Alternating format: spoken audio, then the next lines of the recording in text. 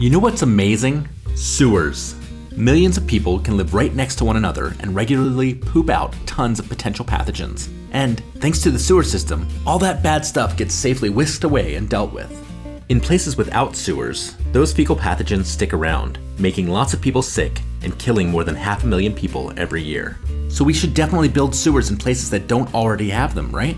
Well, actually, no. Hi, I'm David, and this is Minute Earth. As great as sewers are, they do have some crappy qualities. First, because sewer lines are prone to breaking when it gets super cold or super stormy or super busy, in order to be effective, they have to be buried super deep underground, and that makes them super expensive to build and maintain. Number two, sewer systems work by flushing poops away, but that requires a lot of water, as much as 100 liters per person per day. And finally, to be useful, sewers must send those poops through a treatment plant that can reliably destroy pathogens.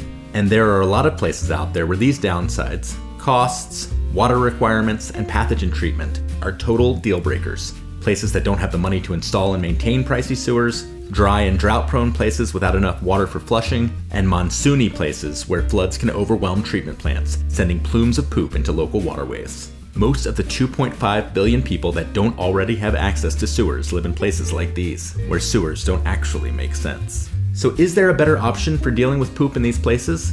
Well, look at what happened in places without other utilities.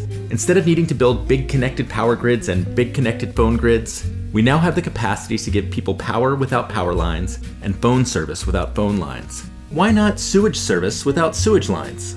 There are already a few poop management options that don't require sewer lines, like septic tanks and pit latrines. But none of these alternatives actually kill the pathogens in poop, which means that if we put them to widespread use, especially in more populated places, they need to be emptied often, exposing people to nasty stuff.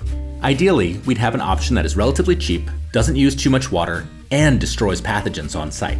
And there are some good ideas out there, like this solar toilet that concentrates the sun's rays to burn poops into harmless charcoal. There's this vacuum toilet that pressure cooks poops into harmless little cakes. And this steam toilet, which boils poops into harmless piles of sludge. As an added benefit, once it's processed, the poop can often be used as fertilizer or fuel. These clever crappers aren't quite ready for prime time yet, but eventually we may be living in a world with fewer sewers to whisk away our poops, and more toilets that can transform them into something turdily awesome. This video was made in partnership with Bill Gates. To learn more about how we can improve the lives and health of people around the world, and make safe sanitation accessible to everyone, visit gatesnotes.com. Thanks, Bill.